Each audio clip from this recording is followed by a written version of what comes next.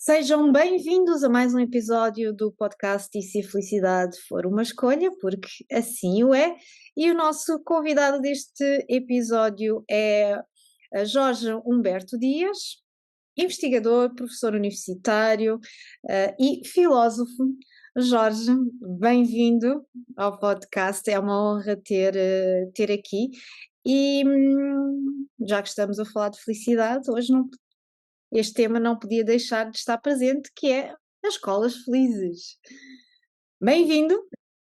Olá Sandra, muito obrigado pelo amável convite e é com muito gosto que aqui estou. Jorge, o que é que são escolas felizes?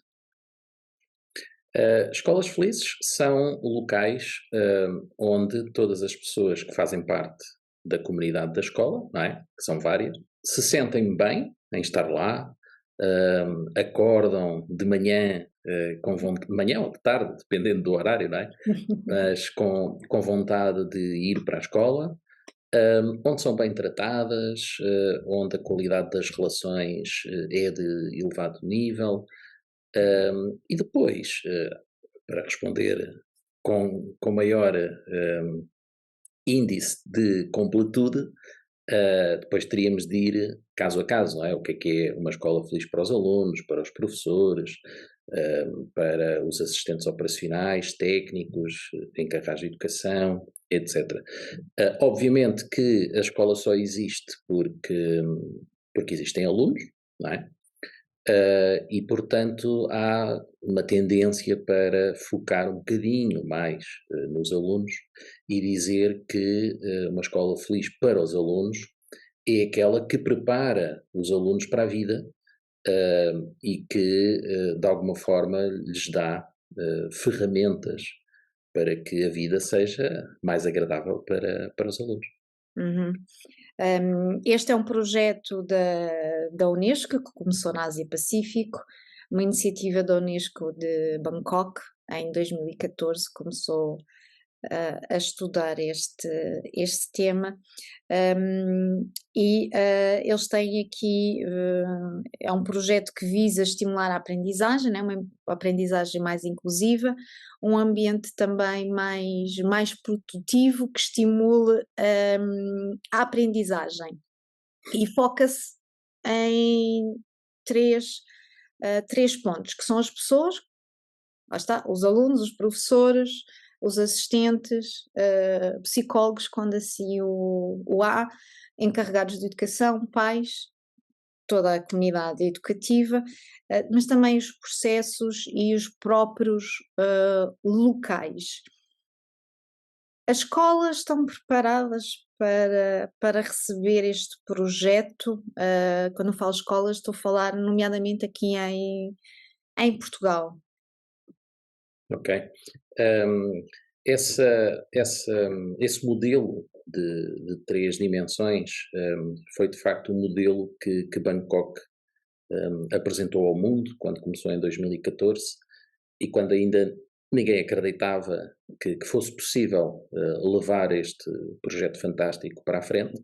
Acontece é que a equipa de trabalho dos nossos colegas da Tailândia, mas não só, também do Japão, Laos e por aí fora, eles não desistiram, não é? E isso penso que é uma característica muito importante nos projetos que se pretende que vençam, não é?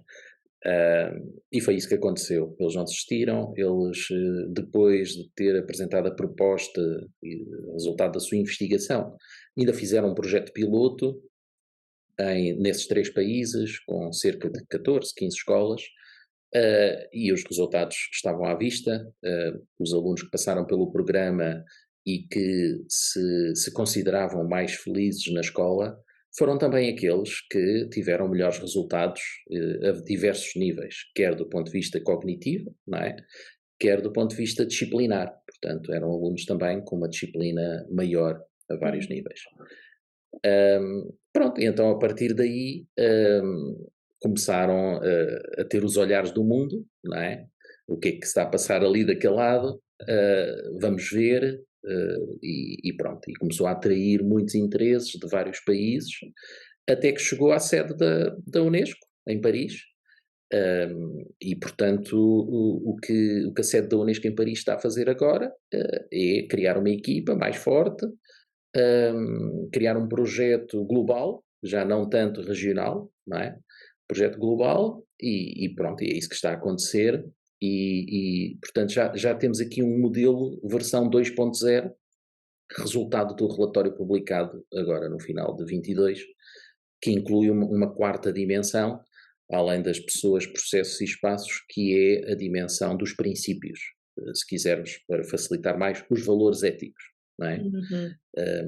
Portanto, quais é que poderão ser os valores éticos de uma escola feliz? E basicamente é nesse ponto que estamos agora.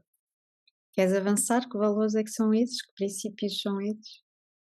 Sim, eles já são conhecidos. Essencialmente, há aqui um foco muito grande em três principais, muito alinhados com a nossa época, não é? Que é a criatividade, a inovação e a cooperação.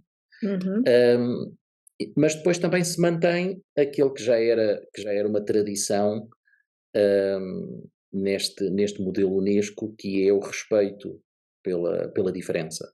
Não é? Portanto, aqui combater um bocadinho aquilo que também é um sinal da nossa época, sobretudo das redes sociais, que é combater o bullying, não é? O bullying, o assédio, e, enfim, uma série de palavras que aparecem nesta anticultura, não é? Neste antipositivo, que acaba por promover o negativo e que é o contrário de uma escola feliz.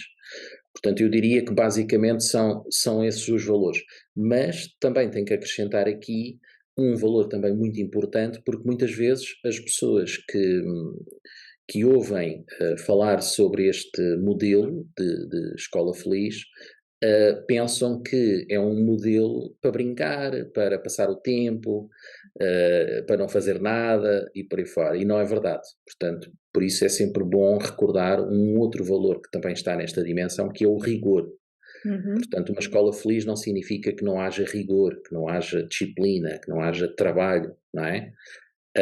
Há também uma atenção a outros fatores que, como já vimos, isso já está estudado, ainda aumentam mais os resultados, não é? Que é os ambientes saudáveis, em vez de ter ambientes tóxicos, que é os sistemas de gestão mais liberal, em vez de ter sistemas mais autoritários e por aí fora.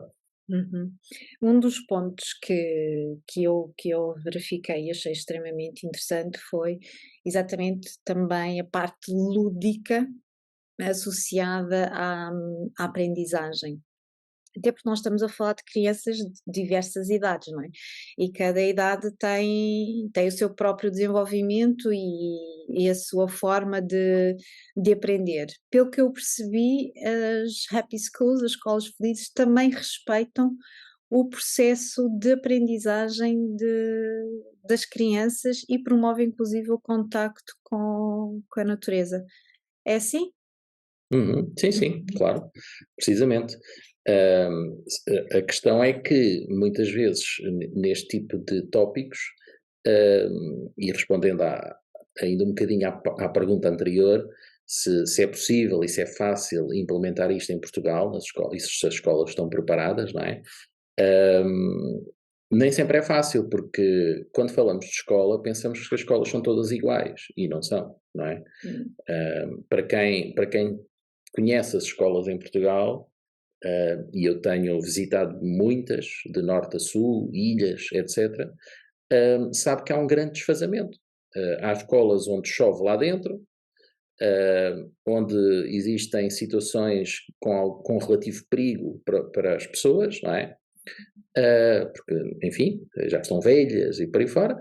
E depois há outras espetaculares que receberam obras, outras que foram construídas mesmo quase de raiz, não é?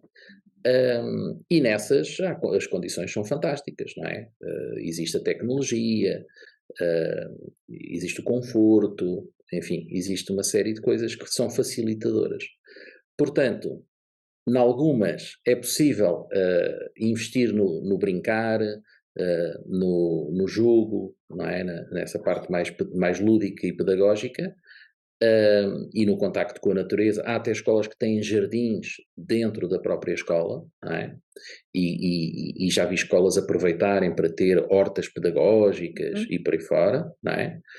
Há outras em que isso não é possível, pelo menos para já, não é? E, portanto, há que ter aqui um olhar diferenciado e ver onde é que é possível, onde é que não é possível, quem é que precisa mais de ajuda, quem é que precisa menos, e tentar trabalhar nesse sentido. Uhum. Aí a comunidade, à volta poderia também ajudar a melhorar as Sim, sim, condições da escola? sem dúvida. E esta versão 2.0 foca também muito nisso, na responsabilidade que a comunidade tem, o envolvimento da comunidade é fundamental, não é? Portanto, não precisamos de trabalhar cada um por si, não é? Agora, é preciso condições. E este modelo refere muito isso.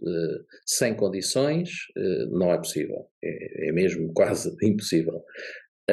Portanto, isso levaria aqui a um aumento no investimento na educação, não é? E sabemos que em Portugal tem havido esse aumento, portanto, não vamos falar só de um aumento puro e duro, não é? Mas um aumento estratégico. Portanto, nós podíamos de facto dizer assim: vamos dar mais 50 milhões para a educação para pintar as paredes da escola.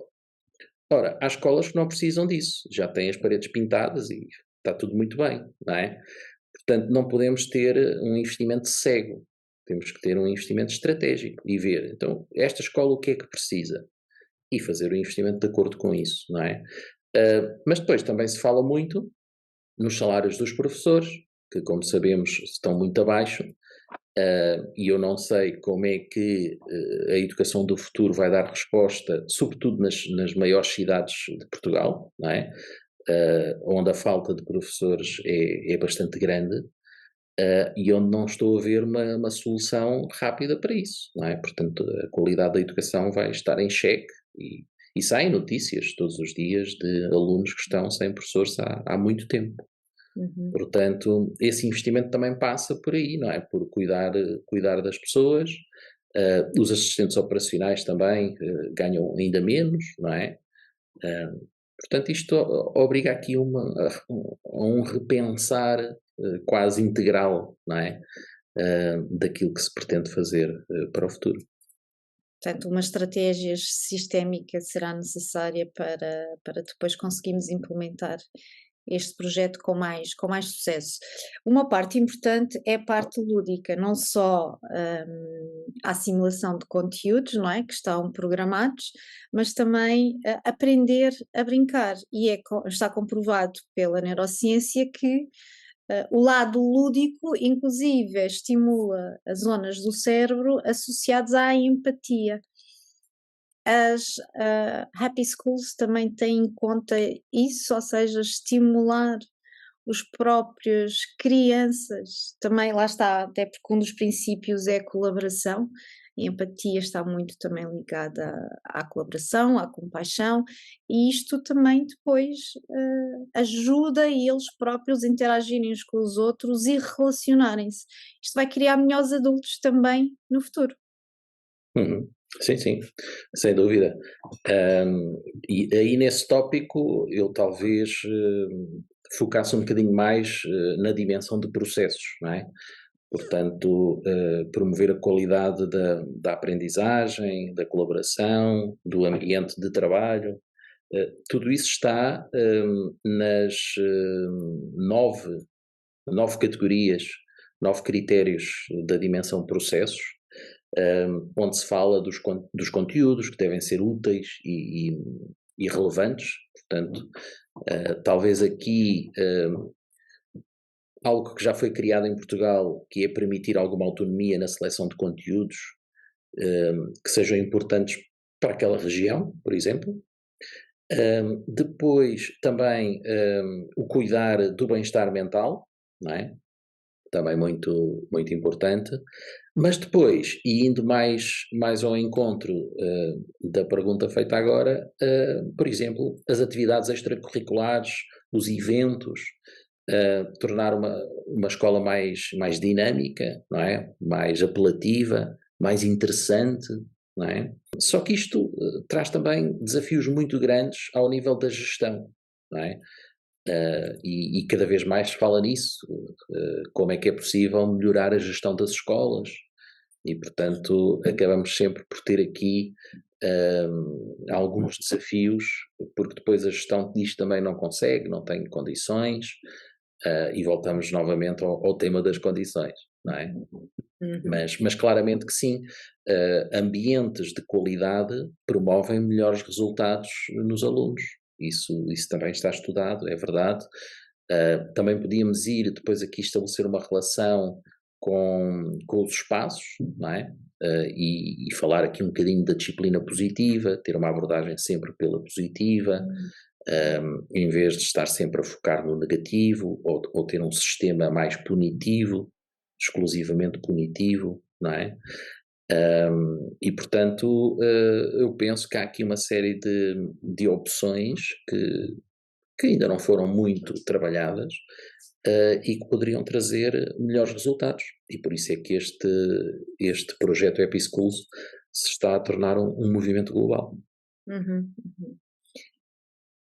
Estavas a falar que as direções, não é? A parte da gestão dizem que não têm condições. E eu pergunto-me, será que estão demasiado focados na parte de falta de recursos ou aquilo que consideram ser falta de recursos? Porque quando nós comparamos escolas em Portugal, apesar de todas as dificuldades que tenham, e a ausência de alguns recursos básicos, como é, por exemplo, aquecimentos no inverno, não é? Nós vimos agora quando foi a Covid, mesmo no inverno, até nas zonas no norte do país onde nevava, eles tinham que ter as janelas abertas, portanto, isso aí dificulta depois logo a aprendizagem. Mas quando nós comparamos as nossas escolas, as condições das nossas escolas com as escolas, por exemplo, em Laos, na Tailândia, Sudeste Asiático e em África, será que não poderíamos movimentar aqui toda a comunidade escolar para reunirem-se todos e encontrarem soluções? Estamos mais focados nas soluções, naquilo que pode ser feito e não naquilo que não se consegue fazer? Não Sim, terá que sim, haver aqui claro. uma mudança de mindset? Claramente, claramente. E o projeto EpiSchools é exatamente isso. É um alerta para mudar o mindset, e talvez aqui recordar porque é que o projeto nasceu, não é? Não esquecer que mais ou menos na altura de 2014, de facto, alguns países do Oriente estavam nos primeiros lugares de PISA, não é? Que é aquela ferramenta que mede, faz o ponto da situação da educação nos vários países, e alguns desses países de facto estavam bem. Havia de facto muitos alunos com médias elevadíssimas, não é? Quase no máximo. Mas também os investigadores foram percebendo que eram os mesmos alunos que não tinham saúde mental, que tinham crises de ansiedade, que eram workaholic, que também tinham depressões e muitas outras questões, não é? Até que chegaram ao tópico mais grave, que foi a questão do suicídio, não é? Portanto, o tema do suicídio veio para cima da mesa, e veio pôr em causa a definição de sucesso, não é? De que sucesso é que estamos a falar quando há alunos jovens, não é? A suicidarem-se. E professores também, podemos falar nisso, também são conhecidos casos de professores. Portanto, uma escola que não consegue inverter isso, ou não consegue contribuir para convencer pessoas a não fazerem isso, não é? A transmitir uma mensagem de que viver vale a pena, viver é bom, não é? É uma escola que está em crise, não é? E fazendo agora aqui a transferência para Portugal, sabendo nós que o mercado de trabalho está bastante desafiante, não é? Fica difícil uma escola também convencer os seus alunos de que vale a pena estudar, de que estudar vai ter bons resultados, e por aí fora. Portanto, e muitas vezes os alunos até já sabem que, bom, eu vou estudar e depois vou estar no desemprego, Para que é que eu vou portanto, estar a estudar, não é? precisamente, é bastante difícil, não é? Portanto, o que este projeto Happy Schools pretende fazer é que a felicidade é uma dimensão fundamental neste processo, não é? E, portanto, a escola deverá também olhar para isso, não é? Por isso que se fala também em inovação. A escola tem que acompanhar o ritmo dos tempos. E, portanto, se uma escola não contribui para a felicidade das suas pessoas, não é? Se uma escola está cega à realidade, aconteça o que acontecer, a escola continuará a fazer o mesmo, não é? Sei lá, vamos imaginar darmos uma teoria que já ninguém concorda ou que já não serve para nada, e por aí fora, e estar a dar o ano inteiro essa teoria que já está desatualizada e que toda a gente sabe não serve para nada, não é? Portanto, no melhor das hipóteses, aceitar falar dessa teoria numa aula, não é? Para que os alunos saibam, ok, essa teoria existiu, muito bem, mas não o ano inteiro, não é? Uhum. Isso está desfasado da realidade. E, portanto, este projeto pretende chamar a atenção para isso, para olhar para aquilo que é a realidade, para aquilo que é também o futuro das pessoas e investir nisso. Já se começou inclusive a falar exatamente na mudança do método de ensino, que sentar os alunos, numa sala de aulas a ouvirem o professor, já está completamente ultrapassado, até porque hoje existem outros estímulos e os alunos já estão mais ligados às tecnologias do que, por exemplo, na minha época, não é? Não havia telemóveis sequer, nem tablets e os computadores. Ou seja, terá que haver aqui, para termos escolas mais felizes, toda uma reformulação inclusiva do sistema, educativo? Não, isso não. Eu penso que não seria necessário mudar tudo. Há coisas que já estão a ser bem feitas, não é? Mas lá está, há um desfazamento. Há escolas que têm excelentes condições para ir pelo caminho tecnológico e por aí fora. Mas também já encontrei escolas que têm efetivamente essas condições, mas depois não têm internet. Ou porque não têm dinheiro para pagar, ou enfim, depois também não sei quais são efetivamente as razões que trazem depois outro tipo de dificuldades, não é? Mas também já encontrei ao contrário, escolas sem condições, mas conseguem ter internet. E, portanto, com mais ou menos dificuldade, um computador mais ou menos velho, não é? Um projetor que, enfim, às vezes tem aquelas interferências, não se vê bem a imagem que está projetada na parede, não é? Portanto, vamos encontrando de tudo um pouco. O importante aqui, de facto, é focar no positivo e tentar focar, como, como a Sandra dizia muito bem, nos resultados, nas soluções, não é? E tentar fazer o melhor possível. Em vez de ter uma atitude negativa, de desistência, e de olhar só para os problemas, etc, etc, não é? Portanto, Uhum. é fundamental, segundo aqui o modelo Happy Schools, é fundamental continuar a respeitar a liberdade, não é? A liberdade dos alunos, dos professores, da escola também, e as decisões que são tomadas, isso é muito, muito importante. Um, Agora, claro, eu penso que fazendo, e talvez aqui seja uma mais-valia do projeto, fazendo um bom diagnóstico, não é? E o projeto oferece um diagnóstico, faz uma proposta de diagnóstico, e depois esse diagnóstico vai-nos dar a realidade, não é? Onde é que devemos investir mais? E cada escola investe em coisas diferentes, não é? Há escolas que têm mais stress do que outras, por exemplo, não é? Há escolas que têm mais bullying do que outras. Há escolas que são mais cooperativas do que outras, ou cooperantes, não é? E por aí fora. Portanto, o fundamental é usar boas ferramentas, fazer um bom diagnóstico e perceber, nesta escola em específico, o que é que podemos melhorar. E naquela, a mesma coisa. Uhum. Porque nem é sempre igual em todas, não é? E a questão da saúde mental tem sido cada vez mais, mais referenciada, é para o aumento de bullying, de casos de violência nas escolas. Nestes casos, quais são as recomendações do projeto? O que é que as escolas poderão fazer? Engraçado, ainda ontem falava disso com os colegas. Ahm, no nosso caso, é muito importante a questão do autoconhecimento, não é? Uhum. Muitas vezes o que nós sentimos é que as pessoas andam perdidas, não sabem para onde é que querem ir, e isso pode ser negativo. Sabemos, por exemplo, que, fazendo agora aqui uma transferência, no mercado de trabalho, são os trabalhadores que estão na base da pirâmide, ou da hierarquia, se quisermos, que têm mais problemas de saúde mental. E os que estão no topo da hierarquia, não é? São os que têm menos. E porquê? Porque os líderes estão menos sujeitos à mudança. São os líderes que tomam as decisões, não é? E, portanto, quando a mudança acontece, é o líder que promove essa mudança. Ora, quem está na base da hierarquia está sempre em stress, em ansiedade, não é? E amanhã o que é que vai acontecer? E será que vou ser despedido?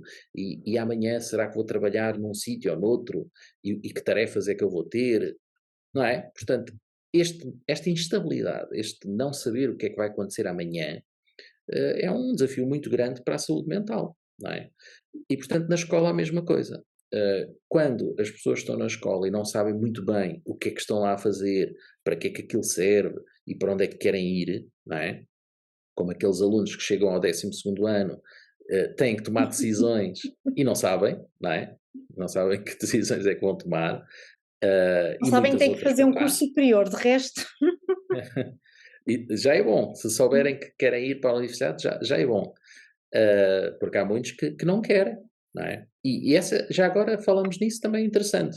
Outra das conclusões deste projeto é que alunos mais felizes querem continuar a investir na sua educação. Interessante, não é? E, portanto, o que me parece aqui é que viver experiências de infelicidade na educação afasta cada vez mais as pessoas da educação.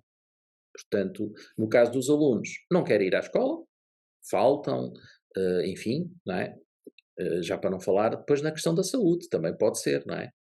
Sabemos que a infelicidade também gera problemas de saúde, e portanto é outra visão aqui, não é? E os professores a mesma coisa, não é? Professores que abandonam a profissão, ou que também ficam doentes, não é? Porque sabemos muito bem que, por muito bom que o professor seja, quer do ponto de vista profissional, quer do ponto de vista de personalidade, estar numa escola infeliz vai desgastando ainda mais, não é? E, portanto, há um dia que vai ficar doente, não há volta a dar, não é? E isso custa milhões ao Estado, não Hum. é? Estou só a falar da educação, não, nem vamos falar de outras áreas do Estado, não é? Mas esse estudo está perfeitamente feito e sabe-se que fica muito caro não cuidar das pessoas. Não é? Exato. A Muito, muito Ordem caro. dos Psicólogos publicou recentemente um estudo só referente às empresas que custa anualmente 5,2 milhões de euros à economia portuguesa, portanto, a saúde psicológica dos colaboradores. Portanto, não estamos. Falta contabilizar agora dos alunos, dos professores, Exatamente. etc. Portanto, logo aí dá para ter uma ideia de dinheiro que poderia circular na economia, não é? No seu todo, se cuidássemos mais das pessoas, e quando falamos das pessoas é da sua saúde mental. E de facto, inclusive a OMS, não é, tem alertado para o aumento dos casos de depressão e de suicídio nos jovens, não é? E, e as redes sociais têm estimulado também muito os casos de bullying nas redes, têm levado inclusive a casos de suicídio que alguns tornam-se públicos, infelizmente. Enquanto especialista na área da felicidade, que a felicidade no fundo é um sentimento, não é? este ponto, o autoconhecimento, a pessoa se conhecer, saber quais são os seus valores, quais são os seus princípios, qual é o seu propósito de vida. No fundo, o propósito de vida é igual para todos, é sermos felizes, não é? É o propósito de nós todos. Isso também seria uma mais-valia enquanto atividade extracurricular dentro das escolas, ajudar os alunos, as crianças, para já a perceberem as suas emoções, a saberem gerir as suas emoções, perceberem como é que elas surgem, porque é que elas surgem, talvez até programas de meditação, que há escolas que o têm e com resultados excelentes. Promover mais práticas de mindfulness seria também uma forma dos alunos se autoconhecerem e tornarem-se, inclusive, melhores profissionais e melhores adultos, inclusive depois, mais tarde, até melhores pais, não é? Pais mais conscientes. Sim, sim, sem dúvida. Aliás, nós no programa temos 2 níveis. Um primeiro nível de formação mais teórico-prático, onde damos as ferramentas iniciais, e depois no segundo nível temos um kit Happy Schools com 25 aulas preparadas, que vão explorar depois aqueles 22 critérios do modelo, não é? Que estão nas tais dimensões que falávamos há pouco. E claro, fazendo um bom diagnóstico, há escolas em que faria sentido uma disciplina de educação para a felicidade e ensinar os alunos a prepararem-se para a vida, do ponto de vista mais integral, não é? Mas noutras, onde as questões de saúde mental são mais desafiantes, faria sentido fazer atividades de controle respiratório, controle emocional, de conseguir ficar em paz, não é? No momento presente, e por aí fora, não é? Sem dúvida alguma. Portanto, por isso é que eu digo, é muito importante fazer um bom diagnóstico para saber o que fazer em cada escola em específico, não é? Porque estar a desenvolver uma atividade que não faz grande sentido para aquela escola em específico, não é? É perder tempo, no fundo. Uhum. Nunca se perde tempo, porque na educação aprende-se sempre qualquer coisa, não é? Mas quando se é preciso, quando há necessidade maior de uma determinada questão, então é aí que nós devemos investir, e aproveitar o tempo ao máximo, não é? Ora, nós estamos a falar de um projeto que tem 4 dimensões, 22 critérios. Isto implica também haver uma equipa multidisciplinar dentro das escolas? Boa pergunta. De facto, essa é uma questão que cada escola deverá responder, não é? Há escolas que optam por ser a direção a gerir, Uhum. na medida em que tem uma equipa, não é? Com assessores, subdiretor, etc. Outras escolas decidem criar um clube de felicidade, e centrar aí todas as atividades.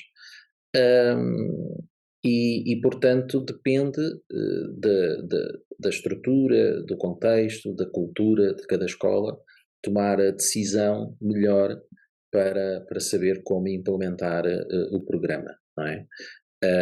Obviamente que o trabalho em parceria é fundamental, não é? E, portanto, envolver técnicos da escola, psicólogo, animador, educador social, etc., faz todo o sentido. E assim como parcerias externas também faz todo o sentido. Uhum. Assim como o envolvimento dos pais encarregados de educação também são parte integrante deste projeto. Para crianças felizes na escola, também terão que ter também um ambiente saudável em casa. Sim, sim, sem dúvida. Sobretudo esta segunda versão do modelo também refere bastante que os encarregados de educação devem aumentar o seu envolvimento na escola. Eu penso que já vamos assistindo a ter cada vez mais associações de pais que são ativas, não é? Porque muitas vezes ter só 2 ou 3 pais que sejam mais dinâmicos não é suficiente para ter o espírito, não é, dos encarregados de educação vivo numa escola, não é? É preciso que todos, ou pelo menos uma grande parte, se envolvam, para que depois o trabalho não seja só daqueles 2 ou 3, e depois aqueles 2 ou 3 um dia cansam-se e pronto, e depois não há mais nada, não é? Portanto, se aumentarmos aqui o envolvimento de todos, então essas associações poderão ser mais ativas, poder ser úteis, e já vamos vendo associações de pais que se oferecem também para dar algumas aulas, não é? Em parceria com os professores, porque, por exemplo, os programas são públicos, não é? Estão no website da escola e por aí fora. Portanto, pode haver pais, não é? Que às vezes até são, sei lá, engenheiros, e podem ir à escola dar uma aula sobre a engenharia dos aviões, por exemplo, porque isso também faz parte do programa de uma determinada disciplina, e então, se aquele pai é engenheiro, poderá também ser muito importante a sua partilha, não é? Em colaboração com o professor, e até para os alunos até fica interessante, não é? E até para os filhos dessas pessoas poderem ver os seus pais também a dar uma aula, e enfim, tornar as coisas mais unidas, não é? Unir as pessoas e todas colaborarem para o sucesso de todos. Uhum. Eu estava a ouvir e estava aqui a lembrar-me no caso da matemática. Se eu soubesse o que eu sei hoje, tinha ligado mais à matemática e à geometria. Lá está, é a forma como nós assimilamos o conhecimento. Inclusive, eu costumo dizer meio a brincar, meio a sério, que nos últimos, digamos, 10 anos tenho estudado mais do que quando estudei na escola e até na faculdade. Quando gostamos, quando encontramos um propósito naquilo que estamos a fazer, um porquê, envolvemos-nos mais e temos gosto, e cada vez mais a educação é para, não diria tanto a educação, mas a educação no sentido da aprendizagem, tem que ser contínua, para toda a vida, até porque nós estamos a passar por grandes mudanças, não é? E prevê-se aí mudanças ainda maiores com o aumento da digitalização e das tecnologias.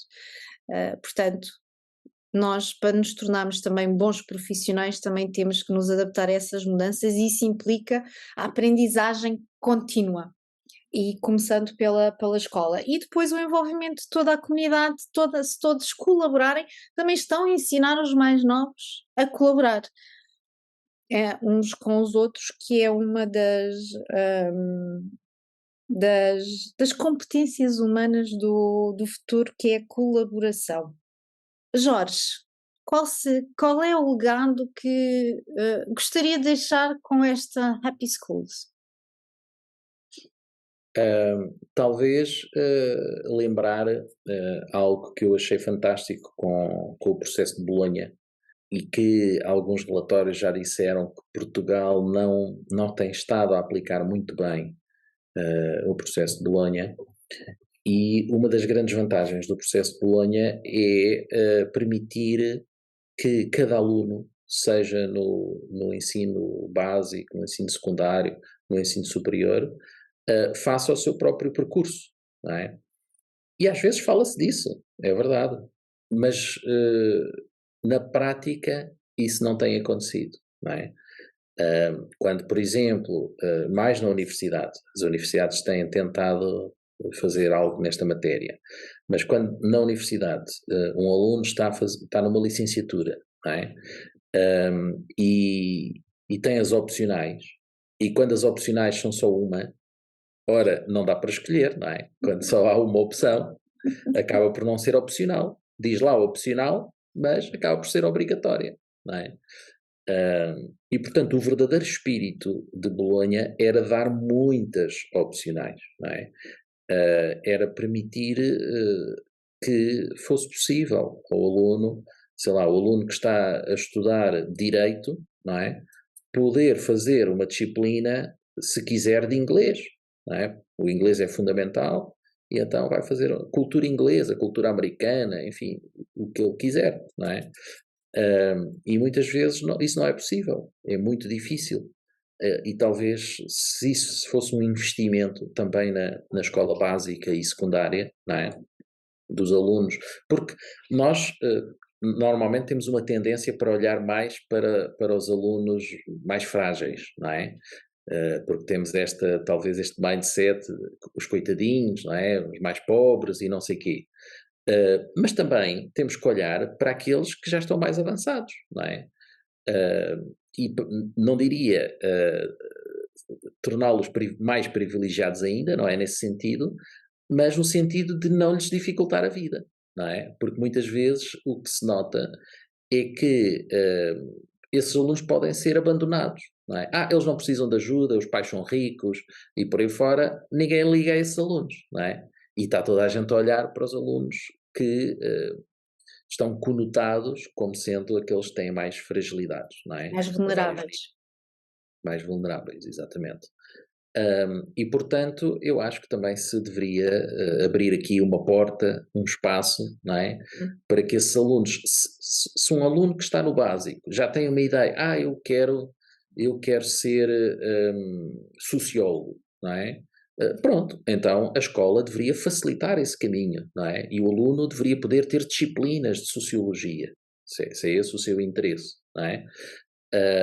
Só que lá está, isto torna se calhar o sistema muito caro, não é?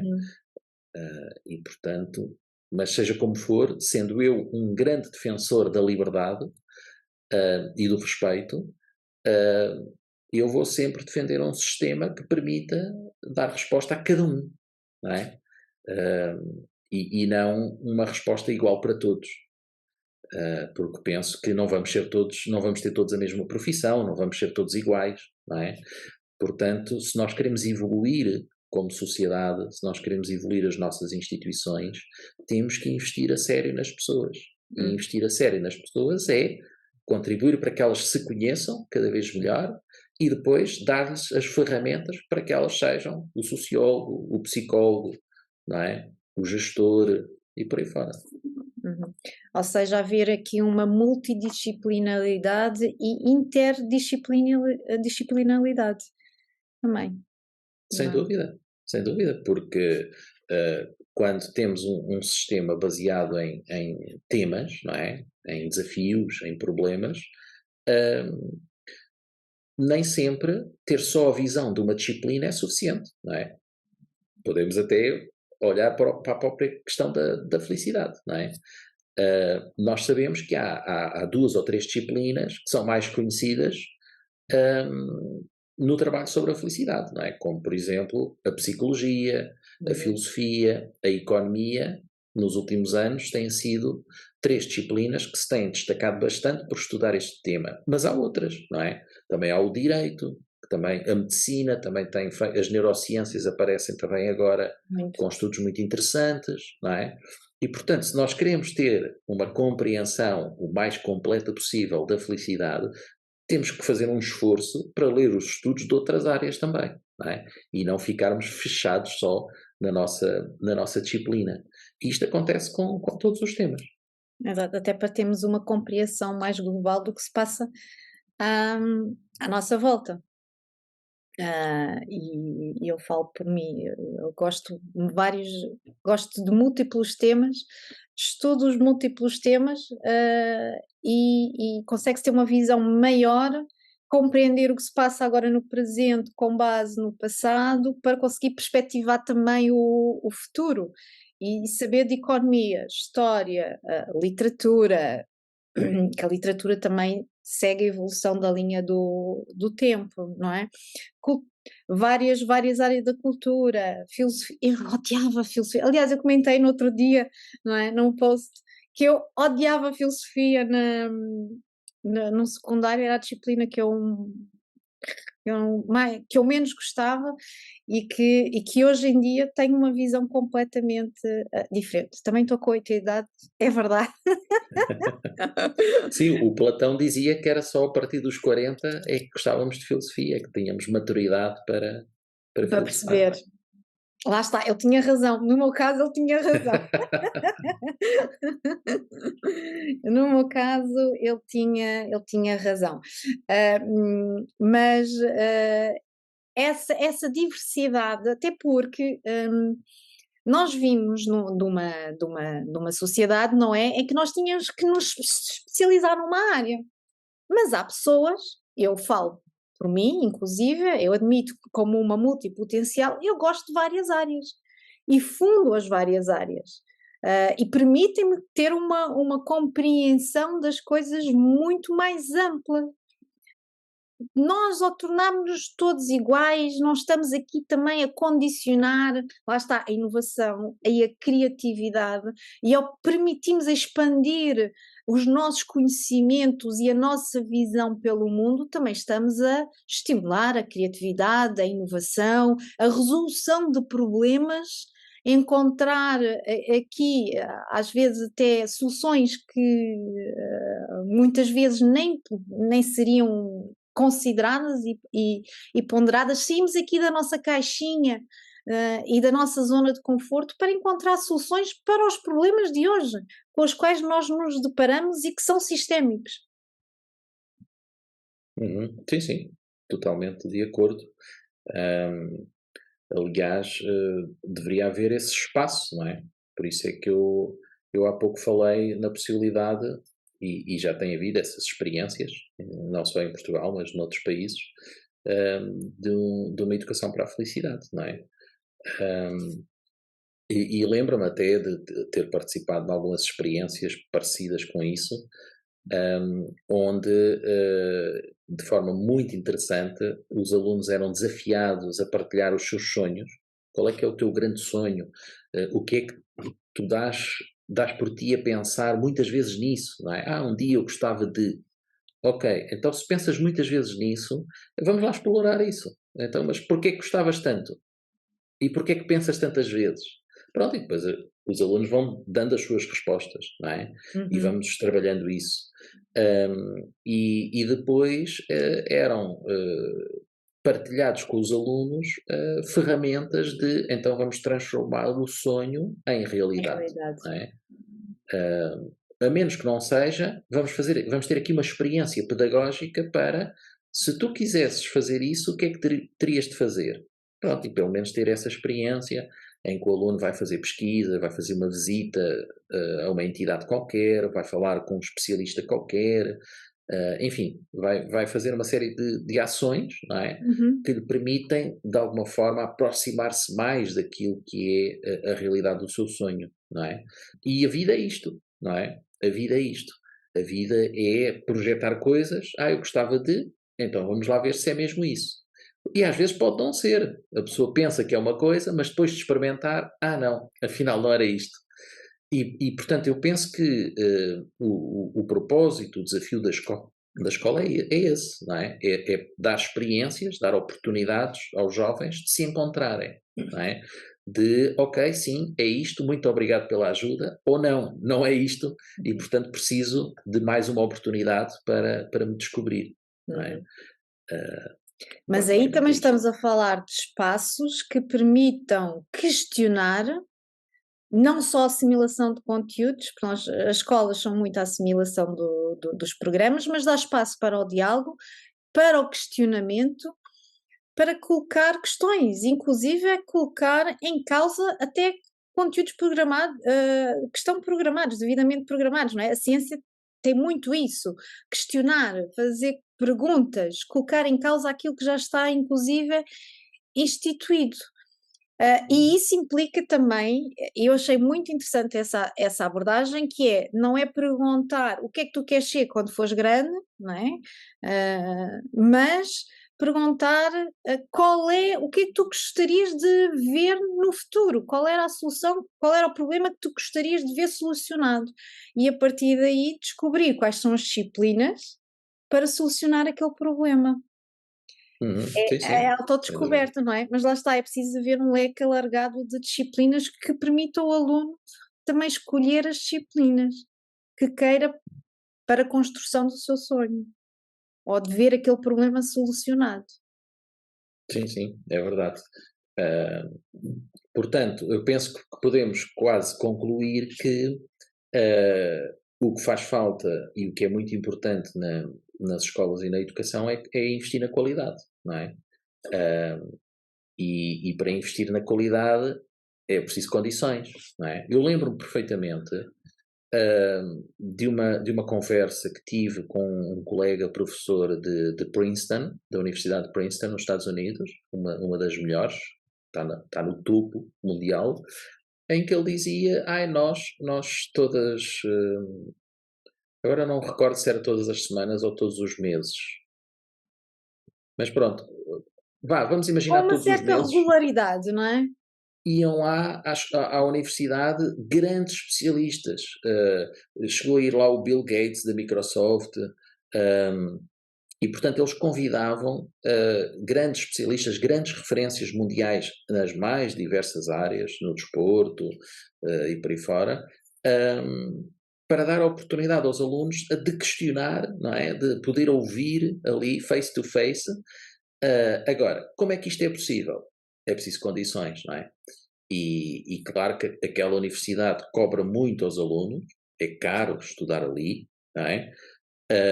Muitos milhares. Mas também oferecem um serviço, não é? Um serviço de qualidade. Portanto, eles não guardam o dinheiro para eles, não é? É público, toda a gente sabe que eles depois investem esse dinheiro para também atrair valor, talento, para que todos ganhem com isso, não é? Portanto, se queremos uma escola, uma educação de qualidade, temos que investir nisso e eventualmente fazer diferente, ter alguma coragem, não é? Porque muitas vezes o que eu noto é que não se tem tido muita coragem para investir, não é? E para ter essa mesma qualidade. Uhum. E de onde é que vem essa falta de coragem? Da infelicidade? Um, Pois, não sei, há quem diga que seja da cultura, não é? Porque nós podemos olhar para determinados países e sabemos mais ou menos o caminho que temos que trilhar, não é? Fala-se muito na Finlândia, no caso da educação, não é? Mas a Finlândia não teve sucesso só na educação. A Finlândia, pelo 6º ano consecutivo, tem ficado em primeiro lugar no ranking mundial de felicidade, não é? E, portanto, concordemos ou não com os critérios de avaliação desse ranking, não é? Eu penso que não podemos fechar os olhos a este aspecto 6 anos de seguida, não é? Se fosse só um ano, ok, foi sorte, alguma coisa correu mal, os critérios não funcionam, tudo bem. Mas 6 anos de seguida já nos deve pensar, há aqui Já nos qualquer dá coisa. pistas, exatamente. Exatamente, portanto, este país está a fazer alguma coisa bem, não é? Claro que não será um país perfeito, obviamente, mas algumas coisas estará a fazer bem. E aquilo que está a fazer bem é cuidar das suas pessoas, dar-lhes condições, não é? E lembro muitas vezes a palestras que eu ouvia aqui em Portugal de pessoas a valorizar a Finlândia. Devíamos fazer isto, devíamos fazer aquilo. Mas nessas palestras o que eu via era só o lado dos deveres, não é? Vamos implementar este sistema. E depois eu perguntava para mim próprio, não é? Não dizia a ninguém, mas pensava, ok, e com que condições? E não havia resposta para isso, não é? Portanto, se nós queremos fazer diferente, temos que dar condições às pessoas, não é? Temos que pagar maiores salários, Uhum. temos que investir no salário emocional, também tanto se fala, não é?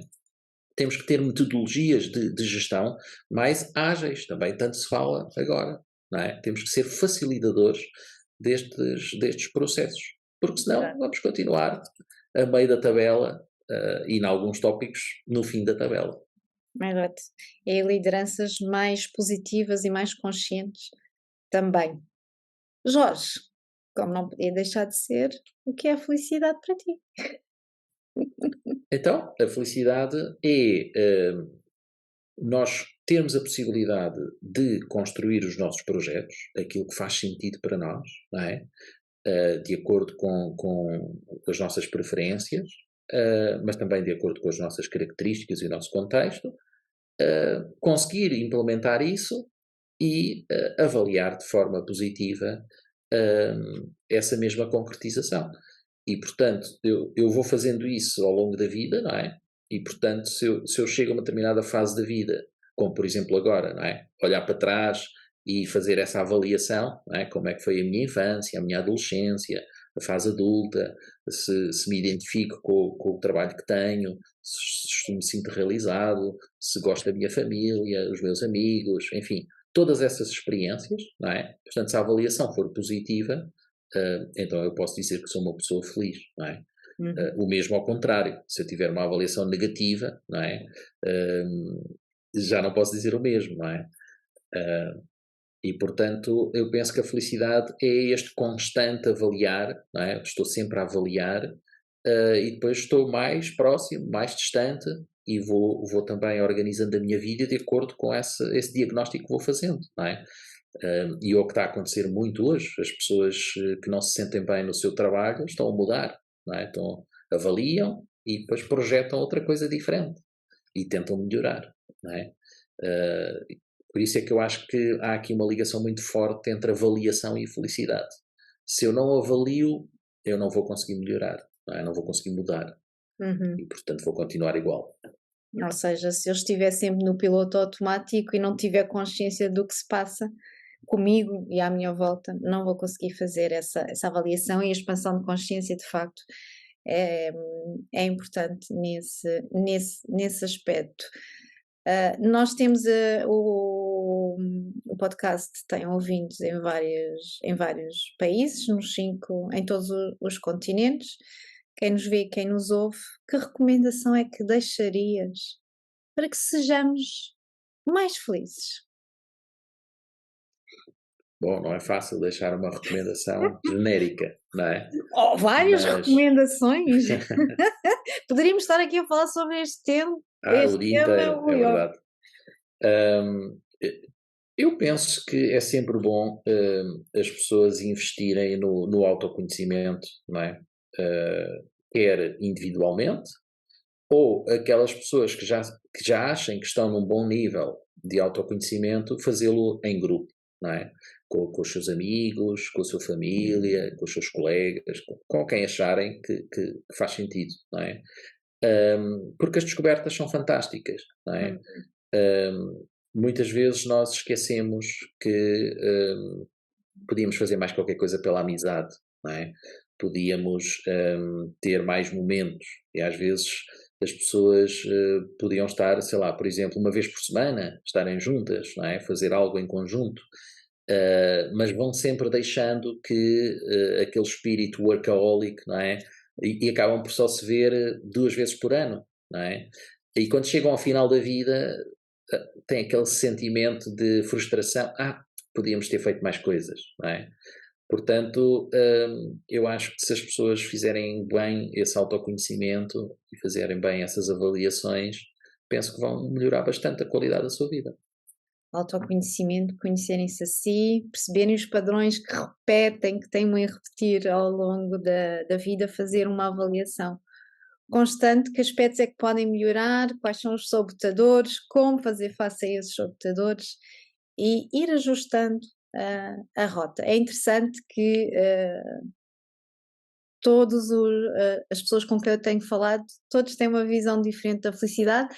É ótimo, até porque nós somos todos diferentes e a unidade está na diversidade também. É verdade.